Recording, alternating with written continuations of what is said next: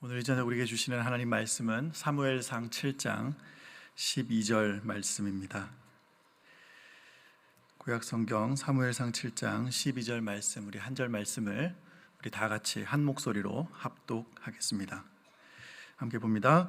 사무엘이 돌을 취하여 미스바와 센 사이에 세워 이르되 여호와께서 여기까지 우리를 도우셨다 하고 그 이름을 에벤에셀이라 하니라. 아멘. 오늘 이 밤에도 예배의 자리에 나오신 우리 모든 성도님들을 주님의 이름으로 환영하고 축복합니다.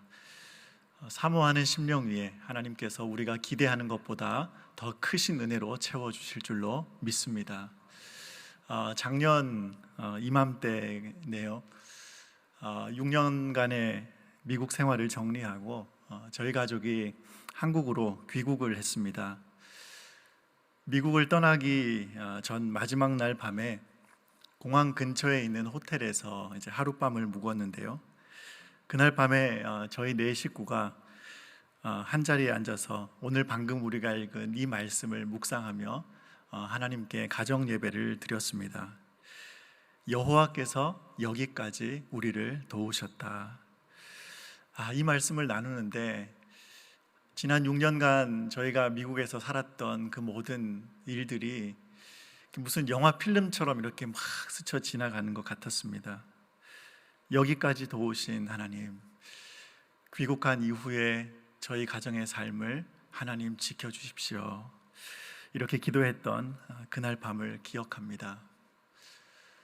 다음날 아침 이른 시간에 인천공항을 향해서 이제 출발하는 비행기를 탔는데 이렇게 비행기가 이륙을 하는데요.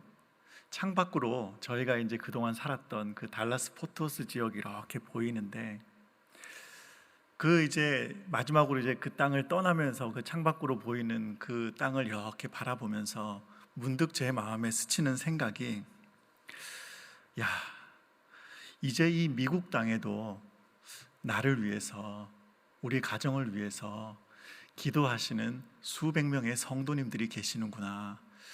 이 생각이 드는데 마음에 그렇게 감동이 되는 겁니다. 여러분, 제가 이렇게 보여도 미국에도 저를 위해 기도하시는 분이 수백 명이 있는 그런 사람입니다. 그렇게 귀국해서요, 한 해 동안 저희 가정의 삶을 가만히 되돌아보니까 참 좋은 교회 만나서 행복하게 사역하고 저희 아내나 저희 아이들 한국 생활 너무너무 잘 적응하고, 그래서 이 말씀을 또 준비하면서 다시 한번 여호와께서 여기까지 우리를 도우셨다, 변함없는 은혜로 지키시고 인도하신 하나님께 감사할 수밖에 없음을 고백합니다. 아마 이것이 저나 저희 가족만의 고백은 아닐 겁니다. 오늘 이 자리에 앉은 우리 모든 성도님들의 동일한 고백임을 믿습니다. 여기까지 도우신 하나님, 그 하나님의 은혜에 깊이 감사하는 이 저녁이 되기를 소원합니다. 신실하신 하나님께서 앞으로도 변함없는 은혜로 저희들을 지키시고 인도해 주실 줄 믿습니다. 오늘 우리가 읽은 이 본문은 이스라엘 백성들을 그토록 못살게 굴던 블레셋과의 전투에서 이스라엘이 승리한 후에 그 전쟁의 승리를 기념하고자 기념비를 세우는 장면입니다. 그런데 이제 이들의 영적인 리더였던 사무엘은 이 기념비를 이름하기를 에벤에셀이라 이렇게 지칭했습니다. 이 에벤에셀이라는 말을 직역하면 도움의 돌이라는 뜻입니다. 사무엘은 이 블레셋과의 전투에서 승리한 후에 도움의 돌 에벤에셀을 세우고 여호와 하나님께서 도우셔서 이 전쟁에서 승리할 수 있었음을 고백합니다. 그런데 오늘 본문에 기록된 이 에벤에셀의 은혜를 우리가 묵상하기 전에 먼저 살펴보아야 할 본문이 하나 있는데 바로 사무엘상 4장의 내용입니다. 저와 함께 사무엘상 4장 1절 2절 말씀을 함께 읽어보겠습니다. 우리 화면을 보면서 같이 읽습니다. 시작. 사무엘의 말이 온 이스라엘에 전파되니라. 이스라엘은 나가서 블레셋 사람들과 싸우려고 에베네셀 곁에 진치고 블레셋 사람들은 아벡에 진쳤더니 블레셋 사람들이 이스라엘에 대하여 전열을 벌이니라. 그들이 싸우다가 이스라엘이 블레셋 사람들 앞에서 패하여 그들에게 전쟁에서 죽임을 당한 군사가 4,000명 가량이라. 아멘. 방금 읽은 이 사무엘상 4장에 뭐가 나오는가 봤더니 에벤 에셀이 나옵니다.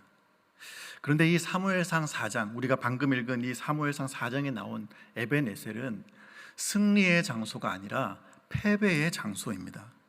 방금 우리가 읽은 1절, 이 4장 1절 2절 내용의 말씀과 같이 이 블레셋과의 전투에서 이스라엘 백성들이 처참한 패배를 당합니다. 무려 4,000명이나 되는 사람이 이 전쟁터에서 죽임을 당했습니다. 그리고 이제 4장 3절 이하에 이어지는 내용을 쭉 살펴보면, 우리가 이 전쟁에서 패한 이유가 무엇일까? 그 이유를 한번 생각해 보자 하다가 하나님의 법궤가 이곳에 함께 오지 않아서 우리가 전쟁에서 실패했나 보다 하고는, 이번에는 그 제사장의 아들들 홈니와 비느하스가 법궤를 메고 전쟁터에 나섭니다. 그랬는데 이번에는요, 더 큰 패배를 당해서 무려 3만 명의 사람이 죽임을 당합니다.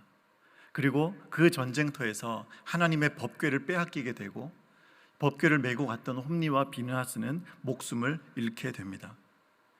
전쟁에서 이스라엘이 패하고 두 아들이 죽었다는 소식을 들은 엘리 제사장은 의자에서 넘어져서 목이 부러져서 죽습니다. 이렇게 끔찍한 소식을 들은 이 엘리의 며느리, 이 여인은 갑자기 그 아이를 임신하고 있던 중이었는데 이 충격적인 소식을 듣고 갑자기 아이를 출산하게 되는데, 이 아이를 낳고 그 이름을 이가봇이라, 여호와의 영광이 떠났다 하는 이름을 짓고 세상을 떠나게 됩니다. 이것이 사무엘상 4장에 기록되어 있는 내용입니다. 정말 너무나 끔찍하고 너무나 슬픈 이야기지 않습니까? 그런데 이 비극이 어디에서 일어났나 봤더니 에벤 에셀에서 일어났다 하는 겁니다. 사실 사무엘상 4장에 나와 있는 에벤 에셀과 오늘 우리가 읽은 사무엘상 7장에 나오는 에벤 에셀은 다른 지역입니다. 그런데 사무엘상 4장과 사무엘상 7장에서 에벤 에셀이라고 하는 동일한 지명을 사용해서 하나님의 말씀을 기록한 데에는 분명한 하나님의 메시지가 담겨 있음이 틀림없습니다. 같은 이름의 에벤 에셀인데 4장에서는 처참한 실패를 맛보았고, 또 같은 에벤 에셀인데 7장에 와서는 도우시는 하나님, 승리케 하시는 하나님을 경험한 것입니다. 그렇다면 무엇이 사무엘상 4장에서의 그 에벤 에셀과 7장에서의 에벤 에셀의 차이를 만들었을까요?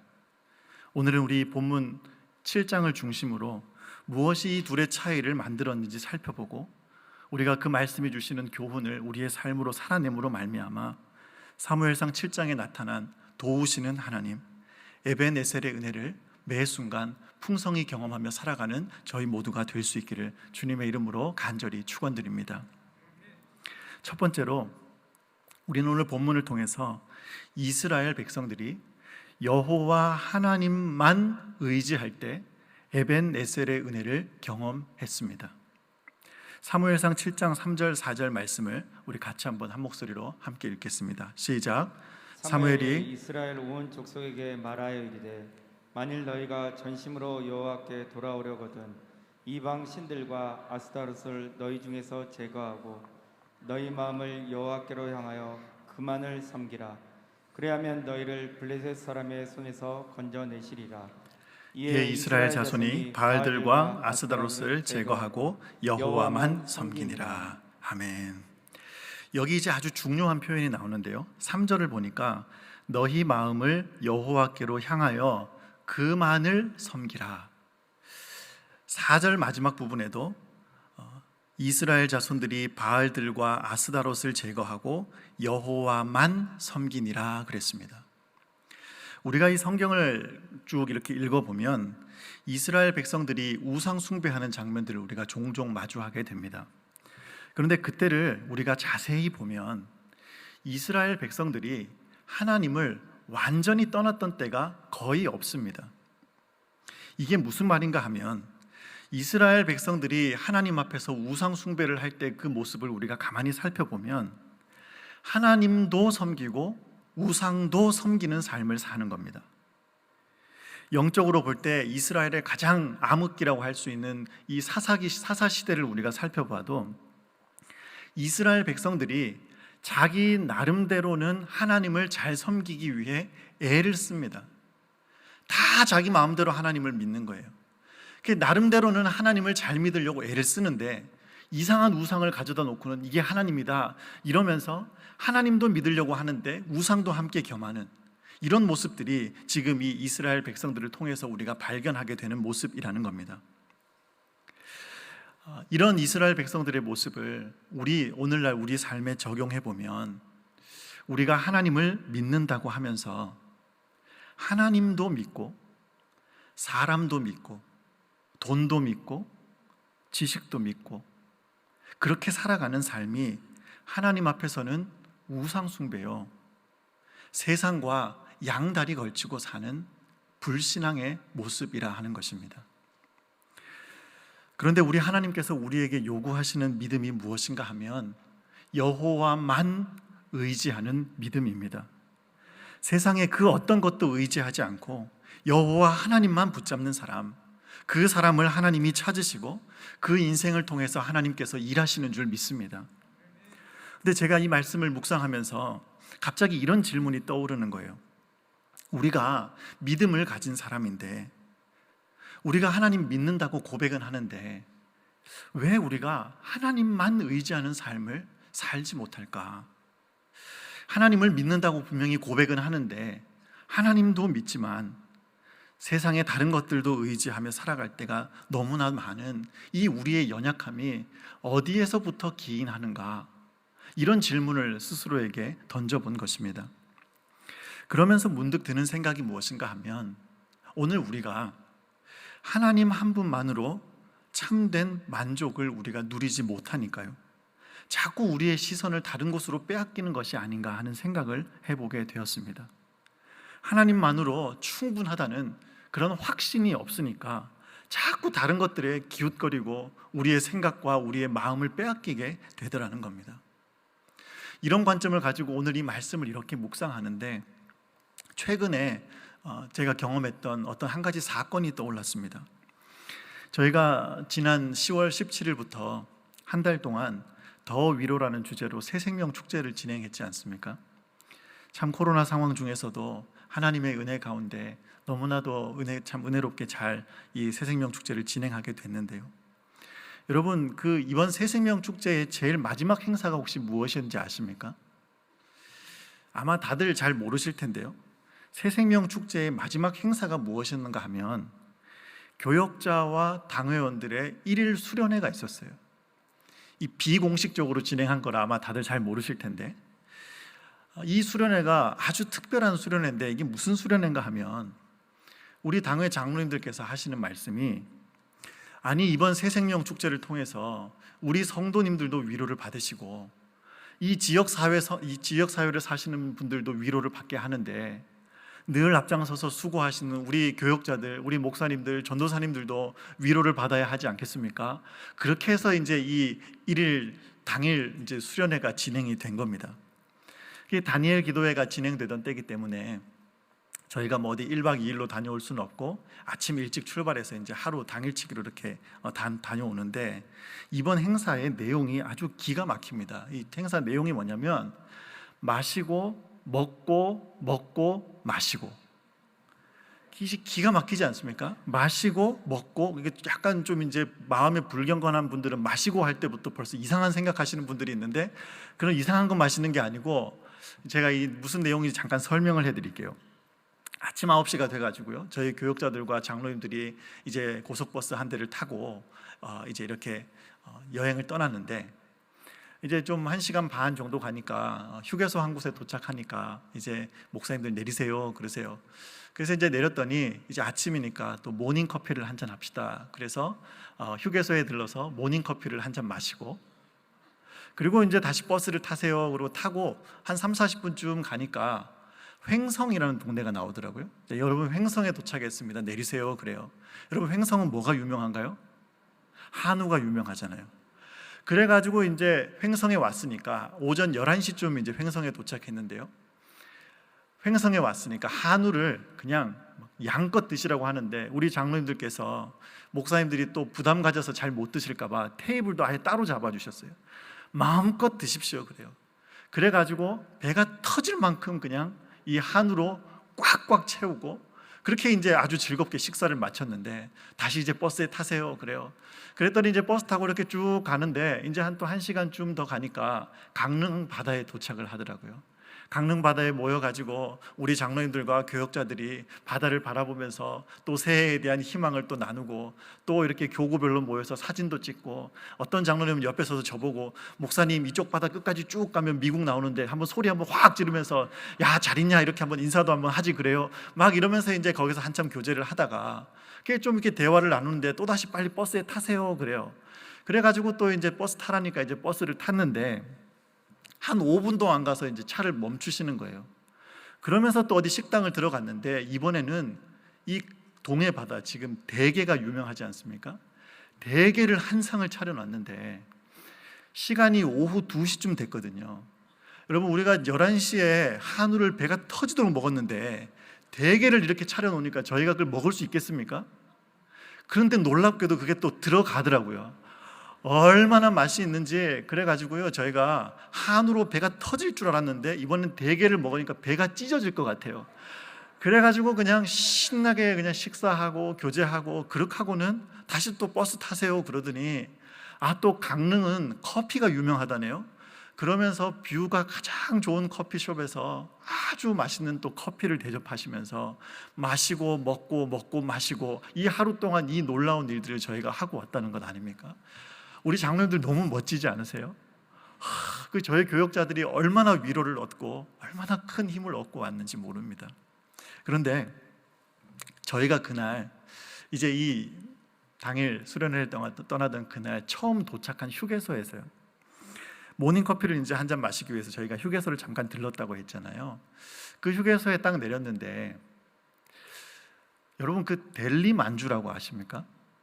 그게 아주 그 지하철 같은 데나 휴게소에 파는 델리 만주라고 아주 그 향이 좋은 맛있는 빵이 있습니다.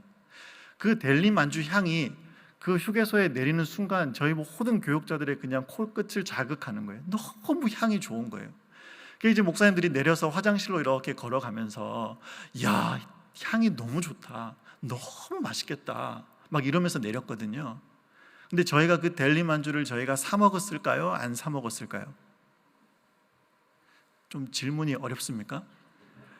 아니 조금만 가면 한우가 기다리고 있고 대게가 기다리고 있는데 그깟 델리 만주에 우리의 마음을 빼앗길 리가 없잖아요. 아무리 그 향이 좋고 너무나 맛있어 보이는 그것이 우리를 유혹했지만 어떤 목사님도 돈을 주고 그거 사 먹는 분 한 분도 계시지 않았거든요.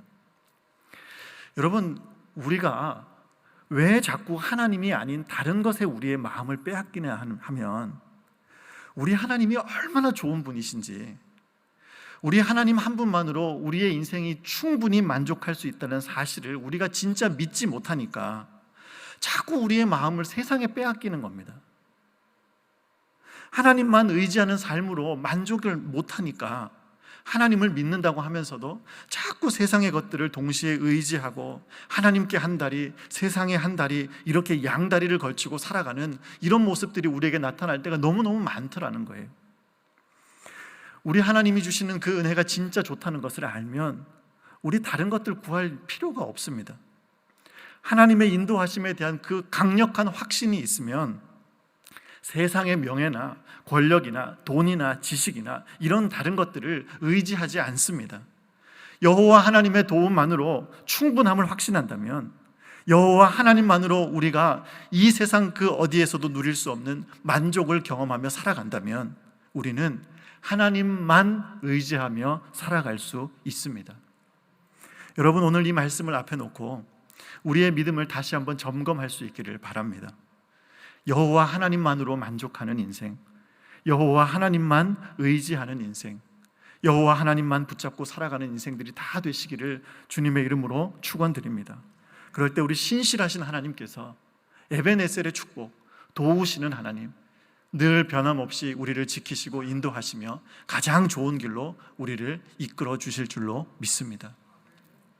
그런가 하면 두 번째로요, 이스라엘이 언제 어떻게 이 에벤에셀의 은혜를 경험했나 봤더니 하나님 앞에서 그들의 죄악을 진실하게 회개할 때에 에벤에셀의 은혜를 경험했더라 하는 것입니다. 우리 사무엘상 7장 6절 말씀 우리 같이 한번 읽어보겠습니다. 함께 봅니다. 그들이 미스바에 모여 물을 길어 여호와 앞에 붓고 그날 종일 금식하고 거기에서 이르되 우리가 여호와께 범죄하였나이다 하니라. 아멘. 방금 이제 읽은 이 7장 6절 말씀을 보면 이스라엘 백성들이 사무엘이 소집 명령하는 것을 듣고 이제 미스바에 모였습니다. 그리고 거기서 종일 금식하며 여호와께 우리가 범죄했습니다 하고 회개하는 장면이 나옵니다. 그런데 오늘 본문을 우리가 가만히 읽어보면 조금 이상한 점이 하나 있습니다. 본문 앞부분 7장 2절인데 저희가 읽진 않았지만 7장 2절에 보면 이스라엘 온 족속이 여호와를 사모하니라 그랬고요. 그리고 방금 우리가 살펴본 이 4절에는 여호와만 섬기니라 그랬습니다. 그런데 이스라엘이 여호와를 사모했다, 여호와만 섬겼다 이렇게 표현한 이후에 나오는 그 다음 내용이 무엇인가 봤더니 그들이 하나님 앞에서 자신들의 죄를 뉘우치고 회개한다는 겁니다.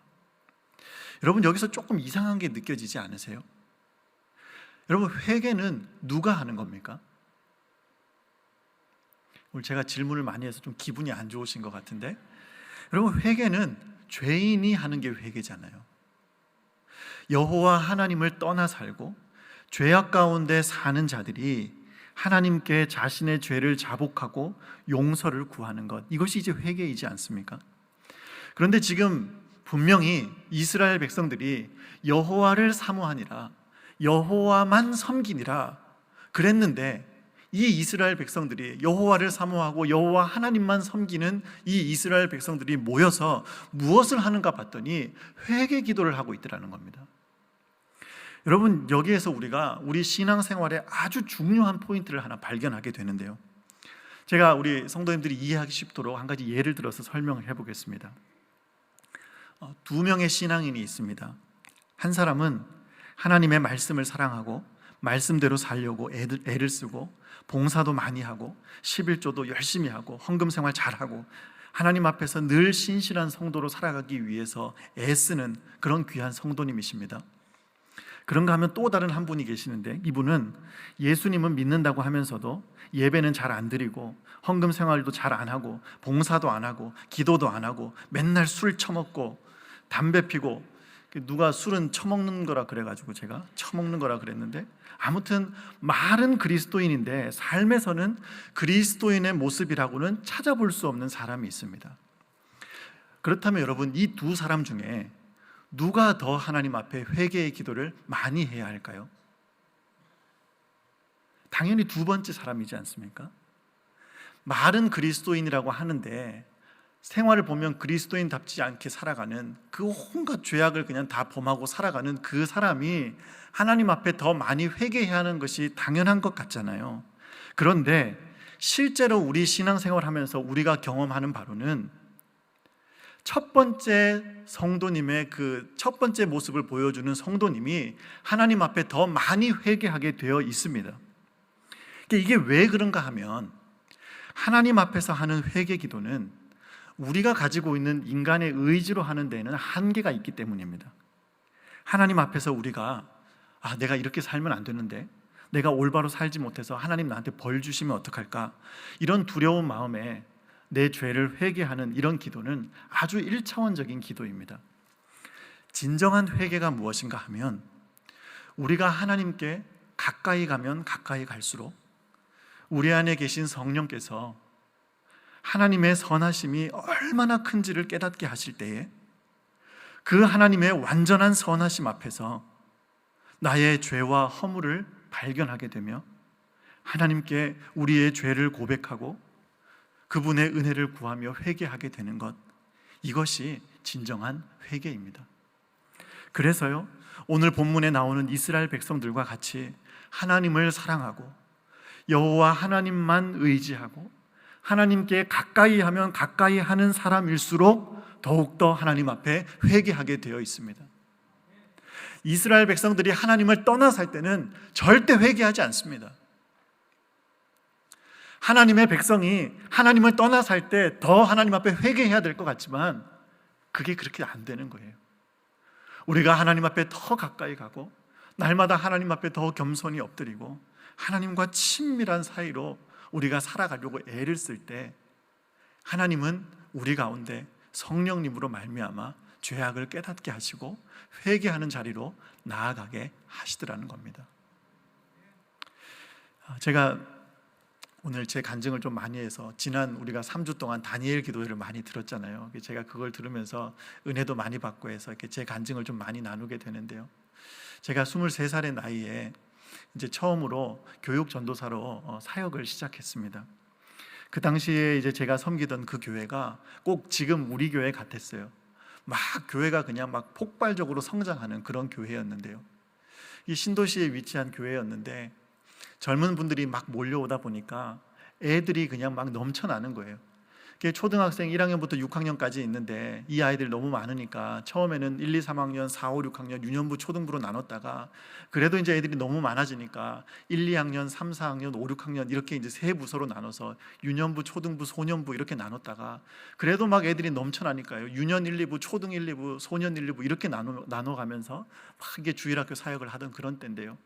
제가 이제 그 초등학교 3, 4학년 애들 이제 초등부를 맡아서 이제 섬기던 때입니다. 이제 제가 나이가 어리기도 했고 이제 막 처음 사역을 시작할 때니까 뭐 잘 알지도 못하고 그 대신에 또 잘 모르고 이렇게 또 무식하면 용감하다고 그냥 막 무턱대고 막 아무튼 열심히 섬겼던 것 같아요. 그런데 제가 이 초등부 사역을 하면서 잊혀지지 않는 참 너무나 이 기억에 남는 그런 사건이 하나가 있는데요. 제가 이제 아무것도 모르고 이제 겁도 없이 그 처음 초등부를 맡아서 사역하던 그 해에 여름 성경학교를 하는 그때 이제 2박 3일간 성경학교를 하는데 둘째 날 저녁 집회에 초등학교 3, 4학년 애들을 데리고 3시간짜리 집회를 인도를 한 겁니다. 제 마음속에 이 애들 데리고 이거 해도 될 것 같다는 생각이 들었어요. 이제 찬양 인도하시는 선생님이 1시간 동안 찬양을 인도하시고 그 다음에 이제 제가 나와서 이제 1시간 설교하고 1시간 이제 기도회를 인도하고 그냥 이제 뭐 그냥 아무 생각 없이 그렇게 준비해서 이제 저녁 집회를 이렇게 인도를 했었는데요.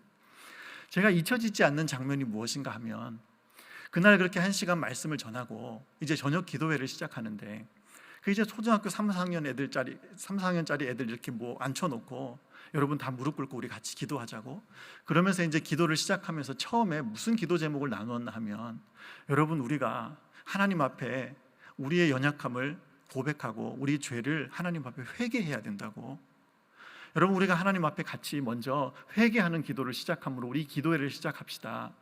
그러면서 이제 이 아이들 데리고 예수님의 그 복음에 대한 것을 나누고 같이 회개 기도를 하기 시작하는데 너무나 놀라운 것이 뭐냐면 그 초등학교 3, 4학년짜리 애들이요 막 같이 회개 기도를 하기 시작하는데 요 앞쪽에 앉아있는 애들부터 시작해서 대성 통곡을 하기 시작하는 거예요. 그게 이제 앞에서 기도회를 인도하던 저도 놀랐고 같이 기도를 참여하던 선생님들도 너무 이게 신기하잖아요. 여러분 한번 생각해 보세요. 그 초등학교 3, 4학년짜리 애들이 살면서 죄를 지어봐야 얼마나 죄를 많이 지었겠어요. 그렇게 정말 때묻지 않은 것 같은 그 너무나 아름답고 귀여운 그 아이들이 정말 그 고사리 같은 그 두 손을 모으고 하나님 앞에 눈물로 회개를 하는 거예요. 하나님 우리가 죄인입니다. 막 그러면서 그 아이들이 통곡을 하며 기도회를 하는데 그 장면이 지금도 잊혀지지가 않습니다. 그러면서 제가 드는 생각이 이 회개 기도라는 것은 우리 인간의 어떤 생각으로 내가 하나님 앞에 똑바로 못 산 거 회개해야지 이렇게 해서 하는 기도가 아니라 성령께서 우리 마음에 강력하게 임재하실 때에 그 성령께서 우리에게 회개의 영을 부어주시고 우리의 죄악을 깨닫게 하시고 하나님의 그 선하심 앞에 우리가 얼마나 초라한 죄인인지 정말 벌레만도 못한 죽어 마땅한 죄인임을 깨닫게 하실 때에 우리가 하나님 앞에 진정한 회개의 자리로 나아갈 수 있게 된다는 사실을 깨닫게 되는 것입니다. 미스바에 모인 이스라엘 백성들 위해 강력하게 역사하셔서 그들의 죄를 회개하게 하시고 다시 하나님 앞에 엎드리게 하신 그 역사가 오늘 우리에게도 동일하게 임하기를 소원합니다. 하나님께서 우리 한 사람 한 사람을 긍휼히 여기시고 은혜를 베풀어 주실 줄 믿습니다. 하나님 앞에 진실한 회개의 눈물로 날마다 주님 앞에 엎드리는 우리 모두가 될 때에 도우시는 하나님, 에베네셀의 그 은혜가 우리와 함께 하게 됨을 믿습니다. 그 은혜를 늘 누리며 살아가는 우리 모두가 될 수 있기를 소원합니다. 말씀을 정리하려고 합니다. 여러분, 이 세상에, 이 불완전한 세상을 살아가면서 무엇을 의지하고 계십니까? 하나님을 믿는다고 하면서도 세상에 여러분의 마음을 빼앗기고 있지는 않습니까? 하나님 붙잡고 살아간다 말은 하지만 눈에 보이는 것들에 자꾸 기웃기웃하며 하나님께 한 다리 걸치고 세상에 한 다리 걸치는 그런 양다리 신앙생활을 하고 있지는 않습니까? 오늘 주신 이 말씀을 기억하고 여호와 하나님만 의지하는 인생, 우리 하나님만 붙잡고 살아가는 복된 삶이 다 되시기를 주님의 이름으로 간절히 소원합니다. 혹시 이 자리에 회개의 눈물이 사라진 분이 계세요? 어쩌면 여러분 마음속에 내가 요새 그냥 착하게 잘 사니까, 내가 뭐 딱히 하나님 앞에 죄 짓는 것 없이 사니까 그래서 나는 회개할 거 없는 것 아닌가, 이렇게 생각할 수도 있지만 우리에게 회개의 눈물이 사라졌다는 것은 어쩌면 우리도 모른 채에, 우리도 모르는 때에 하나님과 우리 사이가 많이 멀어져 있을지도 모릅니다. 어떻게 그 완전하신 하나님 앞에 우리가 나아갈 때에 우리가 어떻게 그렇게 담대하게 나갈 수 있겠습니까? 하나님 앞에 가까이 가면 갈수록 우리의 자금과 우리의 연약함과 우리의 죄악이 깨달아지고 오직 주님의 은혜로, 예수님의 보혈로만 우리가 깨끗하게 됨을 다시 깨닫게 되고 주님 앞에 우리의 연약함을 날마다 회개하는 자리로 나아가게 됨을 믿습니다. 오늘 이 밤에 하나님의 은혜를 구하는 이 저녁 되기를 소원합니다. 그럴 때 하나님께서 우리를 불쌍히 여기시고 오늘 주신 이 말씀과 같이 에벤에셀의 은혜, 하나님께서 우리의 인생을 책임지시고 우리의 자녀들을 돌보시며 가정과 사업장을 지키시고 우리 교회를 통해 하나님의 놀라운 일들을 이루어 가실 줄로 믿습니다. 이 은혜가 우리 모두에게 넘치기를 주님의 이름으로 간절히 축원드립니다. 아멘.